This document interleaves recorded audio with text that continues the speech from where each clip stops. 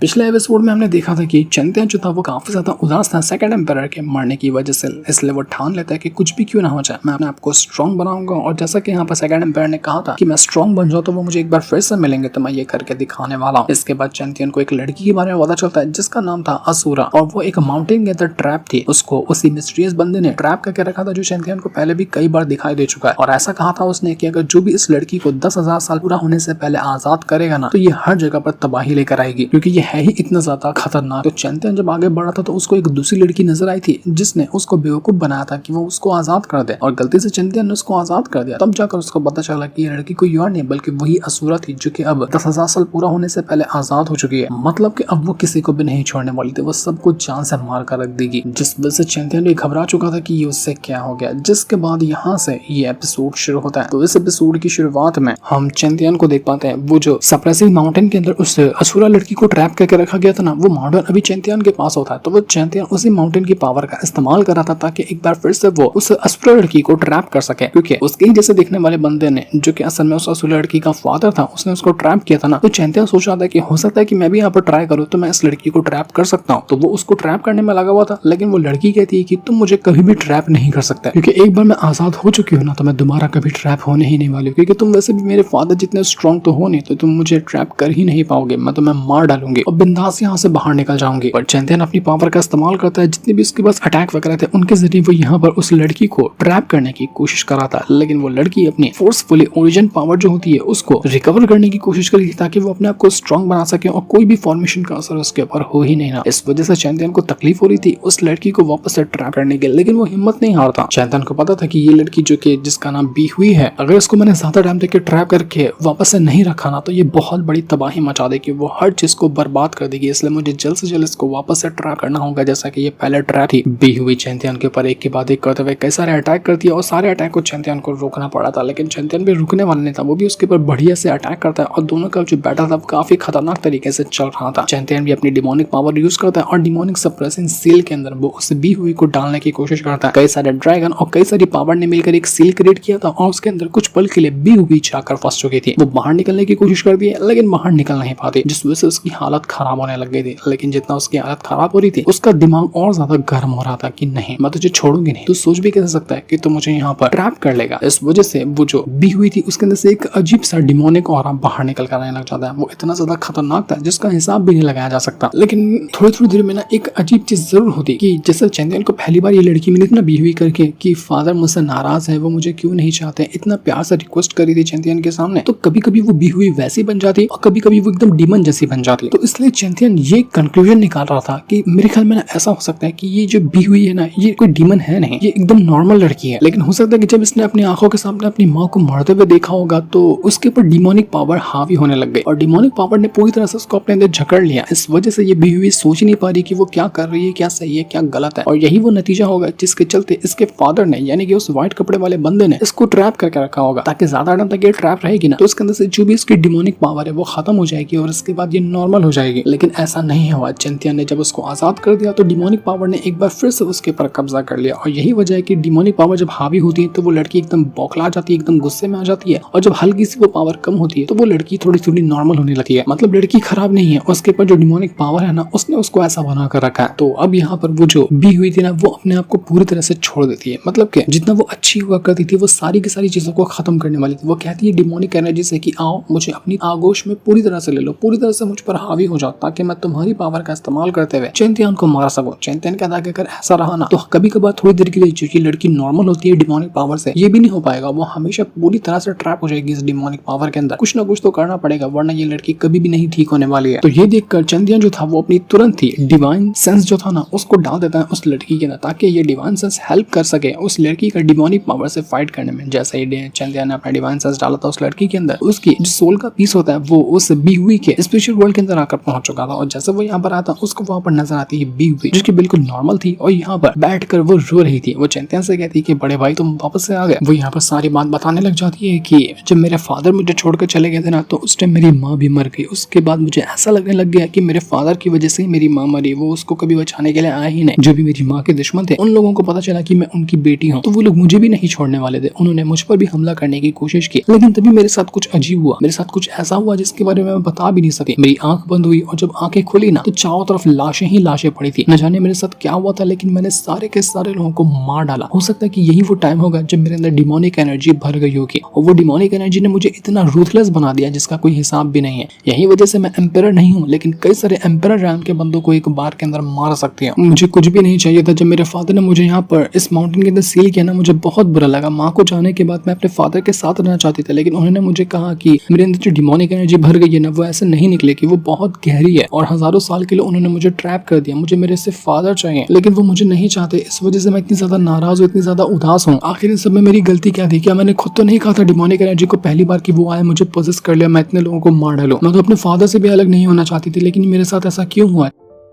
Champion उसको कहते हैं कि बी हुई टेंशन मतलब सब ठीक हो जाएगा, फिक्र मत करो। वो चैंपियन से कहते हैं कि ब्रदर आपको लगता है कि मेरे फादर ने सही किया मुझे हजारों साल के यहाँ पर ट्रैप करके? तो चैंपियन कहते हैं कि देखो उनकी अलग मजबूरी रही होगी, लेकिन कोई भी मजबूरी हो तो मैं इतने साल तक ऐसा ट्रैप करके रखना ठीक नहीं था। उनको ट्राई करना चाहिए था कि वो तुम्हें ठीक कर सके, लेकिन ऐसा ट्रैप करना वो सही बात नहीं थी। लेकिन फिर भी मैं कहूंगा कि तुम्हारे फादर ने ऐसा जानबूझ के तो नहीं किया होगा। क्या सच था, क्या गलत था, क्या सही था, ये सब हम एक साथ मिलकर जानने की कोशिश करेंगे। क्या तुम्हारे फादर ने तुम्हें यहाँ पर ऐसा ट्रैप क्यों किया, हम सब जान लेंगे। बस तुम अपने होश में आ जाओ और डिमोनिक एनर्जी तो तुम्हारे पर हावी हो रही है ना, उसको रोकने की कोशिश करो। लेकिन बीवी कहती कि नहीं, मुझे मेरे फादर से वापस कभी नहीं मिलना है। उन्होंने मुझे इतने टाइम के लिए ट्रैप करके रखा था, वो मुझे देखेंगे तो फिर से ट्रैप कर देंगे, ये कहते हुए कि मेरा 10,000 साल पूरा नहीं हुआ, इसलिए मुझे उनसे कभी बात नहीं करनी, मुझे उनसे कभी मिलने के लिए नहीं जाना है। तो चैंपियन कहते हैं कि फिक्र मत करो, मैं तुम्हारे साथ हूँ ना, मैं तुम्हारी मदद करूंगा। और अगर यहाँ पर वो तुम्हें फिर से ट्रैप करने की कोशिश करते तो मैं तुम्हारे सामने खड़ा रहूंगा तुम्हें प्रोटेक्ट करने के लिए। क्या सही है क्या गलत है मैं उनसे पूछूंगा, इसलिए फिक्र मत करो, नहीं डरो। बस ये डिमोनिक एनर्जी को अपने ऊपर हावी होने मत दो, मैं तुम्हें यही समझाने के लिए यहाँ पर आया हूँ। तो वो जो असुरा थी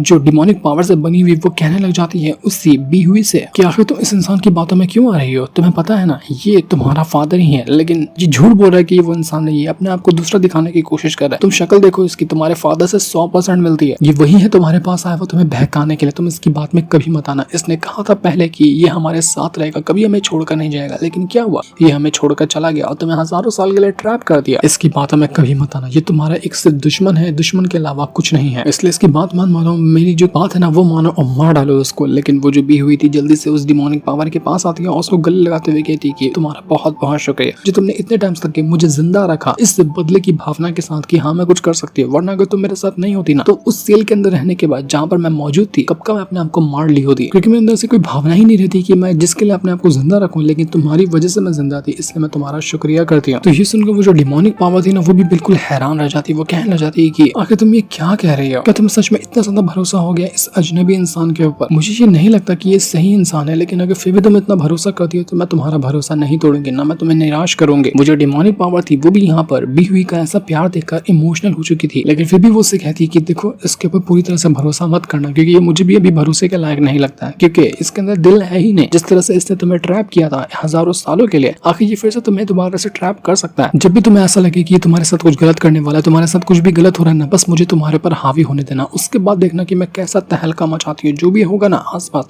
मैं सबको काट कर रख दूंगी, जिस तरह से मैंने कई सारे लोगों को मारा है, भले से वो एम्पायर रैंक का बंदा क्यों ना, कोई भी नहीं बचेगा। तो बीवी कहते हैं कि बिल्कुल मैं आपको जरूर बुलाऊंगी, जब भी मेरे पर कोई खतरा आने वाला होगा तो आप मुझे बचाने के लिए आ जाना। तो इसके बाद यहाँ पर वो जो डिमोनिक पावर थी वो अपने आप को कम कर लेती है और पूरी तरह से वो खत्म नहीं हुई थी, लेकिन वो अपने आप को सील कर चुकी थी ताकि हमेशा से वो जो लड़की नॉर्मली रहे, लेकिन जब भी उसके अंदर कुछ ऐसा खतरा पैदा हो, उसको लगे कि कुछ मुसीबत आने वाली, तो वापस से डिमन बन सकती है, जैसे कि वो असुरा बनती है। लेकिन अभी के लिए तो वो नॉर्मल हो चुकी थी। तो ये देखकर चैंपियन कहना चाहता है कि चलो बहुत अच्छी बात है कि मैंने इस लड़की को समझाया और इसकी डिमोनिक पावर भी समझने के लायक थी, जो समझ गई, और अब यहाँ पर ये लड़की नॉर्मल हो चुकी है। पर दिक्कत वही थी कि वो लड़की जैसे नॉर्मल होती है, इसकी डिमोनिक पावर कम हुई थी ना, वो बिल्कुल ही बेहोश हो जाती है और उसकी एनर्जी जो थी वो पूरी तरह से खत्म हो चुकी थी, क्योंकि इसको इतने टाइम तक जिंदा रखना, इसको इतने टाइम तक के यहाँ पर हिम्मत बांधे रखना सिर्फ उस डिमोनिक पावर का ही काम था। अगर वो डिमोनिक पावर इसके साथ नहीं होती तो कब का ये मर चुकी होती। और अब जब डिमोनिक पावर कम हो गई है तो इस वजह से लड़की बेहोश हो गई, कुछ टाइम बेहोश रहेगी लेकिन होश में आ जाएगी। और अभी सीन ये भी है कि वो जो डिमोनिक एनर्जी है ना पूरी तरह से इसके अंदर से खत्म नहीं हुई,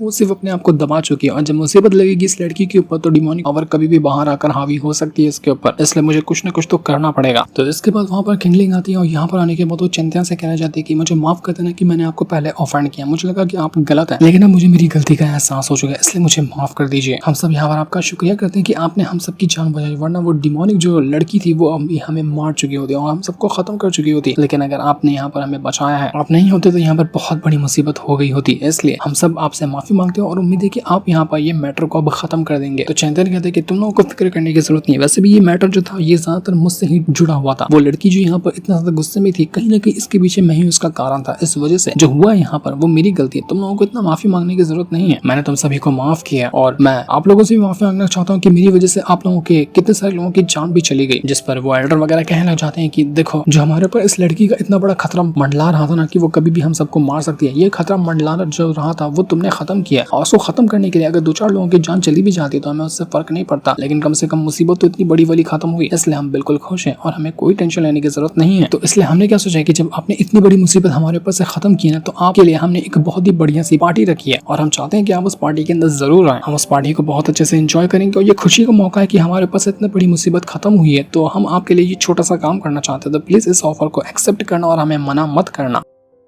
जिस पर चैंदियन कहते हैं कि अरे नहीं, किसी पार्टी वगैरह की जरूरत नहीं है, वो सब छोड़िए, मुझे आप बता दीजिए कि 10,000 टेड रीजन है वो मुझे कहाँ पर मिलेगी, क्योंकि मैं वहां पर जाना चाहता हूँ। जिस सेक्ट से मैं आता हूँ ना वो वहीं पर है मौजूद है, तो मुझे उस जगह की लोकेशन चाहिए। तो ये सुनकर वो बंदे कहना चाहते कि देखो, हमने उसके बारे में सुना तो है लेकिन ऐसे कंफर्म लोकेशन हमें पता नहीं है, तो इसलिए हम कह रहे हैं कि आप उस पार्टी के अंदर आ जाइए। हो सकता है कि उस पार्टी के अंदर और भी ऐसे कई सारे लोग आ जाएं, क्योंकि पार्टी बहुत बड़ी है, बाहर से भी लोग आएंगे। तो कोई 10,000 टेरिटरी वाला होगा, उससे आप पूछ सकते हैं कि आपकी वो टेरिटरी कहाँ पर मौजूद है। तो इसके बाद हम यहाँ पर उस एल्डर को देख पाते हैं जो कि अपने उन्हीं दोनों लड़कियों के साथ बात कर रहा था और वो कह रहा था कि ये हमारे पास सबसे बेस्ट मौका है उस चैंपियन को दबोचने का, क्योंकि उसके पास बहुत सारे ट्रेजर मौजूद है। उसके पास इतने ट्रेजर है ना कि जिसका हिसाब भी नहीं लगाया जा सकता। तो इस बार तुम कुछ भी करो, कुछ भी तरीका अपनाओ, बस ऐसा करो कि चैंपियन हमारे जाल में फंस जाए, हम उसको मार कर उसका सारा ट्रेजर छीन लें। तो वो दोनों लड़कियां कहना चाहती कि आप देख रहे हो ना कि हम कितने ज्यादा सुंदर है और हमने वैसे भी चैंपियन को अपने जाल में फंसा लिया, वो ज्यादा टाइम तक हमसे बच नहीं पाएगा, हमारी बात वो जरूर मानता है। तो बस मौका मिलने दीजिए, मैं उसको मार कर उसका सारा का सारा ट्रेजर छीन लूंगी। एक बार जब वो यहाँ पर आ गया ना, वो बचकर कभी जाने वाला नहीं है। तो एल्डर भी कहते हैं कि तुम दोनों को अपनी पूरी जान लगानी है, क्योंकि अगर उसके ट्रेजर हमें मिल गए ना तो हमारा जो ये सेक्ट है वो बहुत ऊंचाइयों पे चला जाएगा। किसी भी कीमत पर उस चैंपियन को छोड़ना नहीं, उसकी जान लेकर आना, चाहे आसमान इधर का उधर क्यों ना हो जाए। तो वो लड़कियां कहती है कि आपको फिक्र करने की जरूरत नहीं, हम अपनी तरफ से पूरी कोशिश करेंगे और चैंपियन को फंसा कर रहेंगे। वो कितना भी कोशिश क्यों कर ले, वो हमसे बचकर नहीं भाग पाएगा, वो मरने वाला है। इसी पार्टी के अंदर उसको मार दिया जाएगा, उसके सारे के सारे ट्रेजर हम लूट लेंगे। हमने वैसे भी किसी को भी पोजेस करने की, किसी को भी अपने बातों में रुझाने वाली कई सारी टेक्निक सीखी है, तो इससे कोई दिक्कत तो आने वाली है नहीं और चैंपियन आराम से हमारे जाल के अंदर फंस जाएगा। आप फिक्र क्यों करते हैं, आप बस इंतजार कीजिए और कैसे हमारा प्लान सफल होता है उसको देखते रहिए। लेकिन तभी वहां पर चैंपियन आकर पहुंच चुका था, जिसने अभी उनकी बातें तो नहीं सुनी थी, लेकिन यहाँ पर आते साथ वो जो दोनों लड़कियां होती हैं वो चैंपियन से कहना चाहती है, अरे यंग मास्टर आप आ गए, हम तो आपके बारे में ही सोच रहे थे और आप ही का इंतजार कर रहे थे कि आपको कैसे खुश करेंगे आज की रात वाली पार्टी में। ये लोग चैंपियन को आज तो उसकी फील्डिंग सेट करने वाले हैं, लेकिन क्या चैंपियन इससे बच पाएगा ये तो हमें नेक्स्ट एपिसोड में ही पता चलेगा, जिससे इनको दिखाते। साथ ही ये वाला एपिसोड यहीं पर एंड हो जाता है। Thanks for watching.